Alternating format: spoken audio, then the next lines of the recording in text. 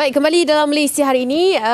Seterusnya kita akan kongsikan bersama dengan anda semua yang mungkin terlepas tadi ada juga kita war-warakan kepada anda. Kita nak kongsikan berkaitan dengan seorang ustazah ni. Dia mempunyai kelebihan yang tersendiri. Sisi lain sebagai seorang wanita ustazah dan dia suka bertukang. Jadi yang terkini dia hasilkan dapur ataupun pengubah suaian dapur lama yang di rumahnya, dapur asal menjadi dapur minimalis. Kalau anda saksikan gambar ataupun mungkin perasan di Twitter, anda mungkin tahu tentang cerita ni. Tapi tak apa, kita tahu lebih lanjut lagi bersama dengan tuan punya badan sendiri. Kini bersama dengan Ustazah Auni Hazwani Faizun berada di talian. Assalamualaikum Ustazah. Waalaikumsalam warahmatullahi. Apa khabar? Sihat, Alhamdulillah. Alhamdulillah. Baik, sekarang ni nampak macam berada di dapur baru. Ya. Okey, kita nak ceritakan sikitlah. Tadi saya ada ceritakan yang kerja-kerja pengubah suaian dapur daripada dapur asal. Ini merupakan hadiah kepada ibu lah kan. Lebih kurang Ustazah Auni dengan bapanya sendiri yang buat kerja-kerja ni. Tapi mungkin nak tahu cerita lebih lanjut lagi. Silakan kongsi dengan kami. Okey, dapur ni sebenarnya dah 10 tahun. Okey. So dia dalam keadaan yang tak berapa okey, warna pun campur-campur macam tu kan. Asal lah, dapur asalnya. Dapur asalnya. Jadi kita tahu mak ni suka memasak. Okey. Daripada pagi sampai ke malam tu maksudnya dapur ni office dia. So kita nak bagi dia selesa. Kita cubalah macam cari idea untuk ubah dan usul kat mak. Dan mak approve benda tu. Terus proceed lah beberapa hari lepas tu. Oh, ada prosedur dulu approve tak approve dulu Ada. Jadi daripada pemilihan tabletop, pemilihan warna yang kita melihat begitu minimalis dan hanyalah kombinasi beberapa warna sahaja, saya sangat sukakan konsep dapur ini secara peribadinya. Ini adalah bagaimana keputusan bersama ataupun pemilihan dia bagaimana? Dari segi warna, kedudukan asal semua memang daripada saya. Idea asal memang daripada saya semua. Okay. So mak dengan ayah ni just dia dengar je kita bentang depan dia orang. So dia orang approve, terus on je lah. Kalau tidak keberatan, boleh tak Ustazah Auni bawa saya berjalan-jalan di dapur tu?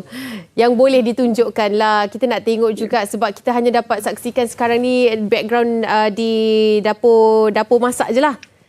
Kan? Saya tertarik dengan apa tahu? Island. Oh, island. Boleh tak kalau kita nak tengok? Mana tahu kan boleh jadikan konsep idea dan sebagainya. Okey, Okey, kita minta mungkin boleh tunjukkan Ustazah Auni. Itu dia. Sekejap Okey.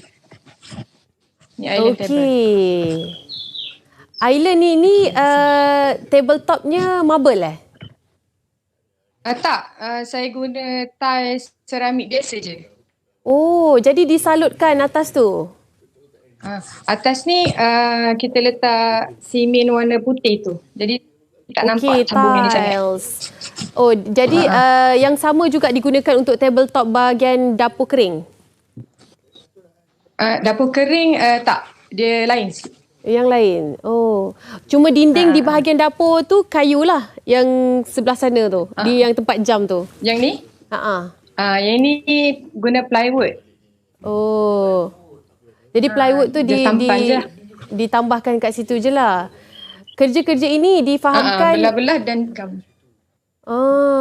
Okey, antara banyak-banyak bahagian lah island dan juga di bahagian dapur L tu, yang mana yang paling kritikal kerja-kerjanya? Okey, kita nak tengok balik. Yang paling susah dekat bawah. Sekejap. Okey. Tukar Okay. Yang paling susah bahagian bawah stove ni. Okey, kenapa dikatakan itu susah? Sebab dia ada drawer yang boleh macam ni. Oh, untuk ni hidden dia compartment. Dia ada drawer, saya susah. Hidden compartment macam tu. Okey, secara keseluruhannya difahamkan bajet yang digunakan adalah RM1,500. Betul ke? Betul, RM1,500. RM1,500 tu maknanya beli barang-barang dari segi barang-barang yang sebelum dijadikan lah, sebelum diubah suai dan sebagainya. Itu memang daripada barang yang kecil sampai barang yang besar sekali. So kita kira-kira dalam RM1,500. Okey, dalam 1,500 tu yang paling menelan kos yang tinggi adalah apa? Cat lantai dengan tiles. Oh, cat lantai dan tiles. Okey, ini kita tunjukkan kerja-kerja kayu yang dilakukan. Memang 100% dilakukan oleh Ustazah Auni sendiri ya, dan juga bapa difahamkan bapa juga bantu. Ayah buat tabletop dan island kitchen. Okey, di sini apa yang saya dapat kongsikan, Ustazah Auni merupakan seorang yang mengajar kafah lah, fardu ain untuk dah 4 tahun dah, dan juga mempunyai lulusan diploma dakwah dan pengurusan. Macam mana boleh ada minat ataupun ilmu tentang kayu dan sebagainya ni? Okey, sebenarnya saya daripada kecil memang suka seni, tapi more tu seni lukisan.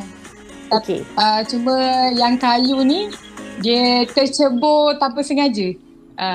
Sebab 2015 dulu kawan nak kahwin. So saya nak bagi dia hadiah. Saya buatkan dia satu photo booth yang berunsurkan kayu pine ni. So daripada situ lah orang tengok saya post gambar mesin semua kan. So dia orang start order dari situ. Maknanya belajar di mana? Belajar dari teknik dan sebagainya ni, teknik potong kayu, teknik pemilihan kayu, cat dan sebagainya ni, bagaimana Ustazah pelajari? Tu semua saya belajar sendiri. Maksudnya kita explore, try and error. Okey. Selain daripada menghasilkan pengubahsuaian dapur rumah sendiri, difahamkan Ustazah juga mengambil tempahan kan? Ya. Bagaimana? Tempahan yang bagaimana hanyalah diterima dan sebagainya? Mungkin boleh kongsikan. Kita depend atas customer. Mostly banyak order meja. Meja Jepun paling banyak. Meja, almari, mainan budak-budak pun ada. So depend atas customer lah. Ustazah mungkin boleh kongsikan tak keluasan dapur tu berapa square feet untuk kita dapat gambarkan, sebab dalam gambar video macam ni kita tak dapat nak bayangkan sangat kan, nampak macam luas tau.